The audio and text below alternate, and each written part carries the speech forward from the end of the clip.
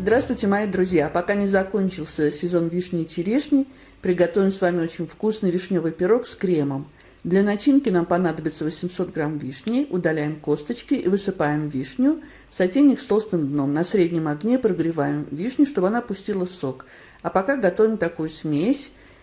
45 грамм крахмала кукурузного, пакетик ванильного сахара 10 грамм. Все перемешиваем и всыпаем 100 миллилитров холодной воды. Посмотрите, вишня пустила сок, сок закипел. И теперь вливаем нашу крахмальную смесь и на маленьком огне, периодически помешивая, завариваем вот такую начинку, чтобы сок стал прозрачным. Посмотрите, какая густая начинка у нас получилась. Я ее выложила в плоскую тарелку, накрыла пленкой в контакт, чтобы как можно быстрее начинка остыла.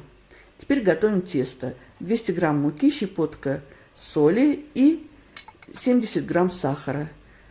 Пересыпаем эту сухую смесь в блендер, добавляем 100 грамм холодного сливочного масла, нарезанного на кубики. Нам нужно, чтобы все превратилось в вот такую крошку.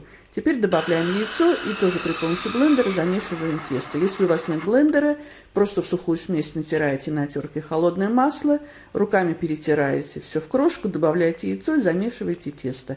Вот такое тесто у нас мягкое получилось. Убираем его в целлофановый пакет и оставляем на полчаса в холодильнике.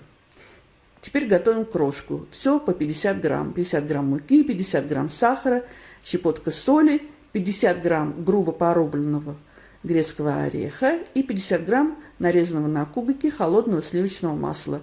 Рукой все перетираем в крошку. Вот такая ореховая крошка у нас получилась. Убираем в холодильник. Форма у меня тартовая.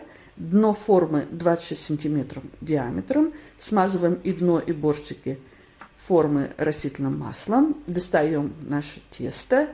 Я его нарезаю вот на такие вот пластинки, где-то сантиметром в толщину, и начинаю распределять по дну формы ровным слоем. Также нам нужно еще сделать бортики. Конечно, тесто можно просто раскатать и выложить в форму, но мне таким способом удобнее делать основу для нашего пирога. Накалываем вилкой часто и выкладываем нашу начинку. Посмотрите, она остыла и стала такой густой, похожей на мармелад. Нам нужно ее ровным слоем распределить по тесту.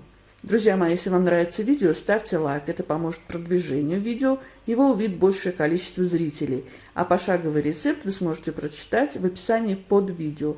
Достаем нашу ореховую крошку и посыпаем ее вверх пирога. Духовка у меня заранее разогрета на 180 градусов, режим конвекции. Обдув, нужно печь пирог до хорошо такого золотистого цвета. В моей духовке он пекся 35 минут. Ему нужно полностью остыть. Пирог остыл, делаем крем. 250 грамм сливочного сыра маскарпоне, 250 миллилитров холодных жирных сливок, у меня 38% жирности, и 2 пакетика, это 20 грамм ванильного сахара. Взбиваем все до мягких пиков. Тут нужно не перевзбить крем, иначе получится сливочное масло. Пирог остыл, убираем в форму, выкладываем на блюдо. И сейчас мы будем выкладывать наверх пирога крем.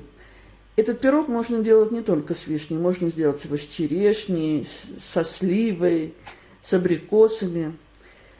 Я выкладываю крем так произвольно, не ровным слоем, а такими холмиками я хочу, чтобы он у меня был.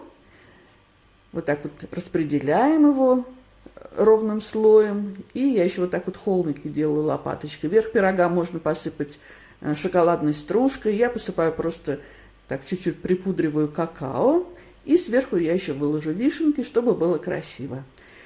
Когда пирог вы собрали, нужно его поставить хотя бы на час в холодильник, чтобы крем стал более стабильным. У меня пирог стоял час в холодильнике. Сейчас мы его разрежем и будем пробовать. Режется он прекрасно. Посмотрим, что же у нас получилось в разрезе. А посмотрите, какая красота у нас получилась в разрезе. Вы видите, сколько много вишневой начинки, крема. Пробуем. Друзья мои, это восхитительное, хрустящее песочное тесто, много вишневой начинки, хрустящая ореховая крошка и нежный сливочный крем. Приготовьте, это совсем несложно и очень вкусно.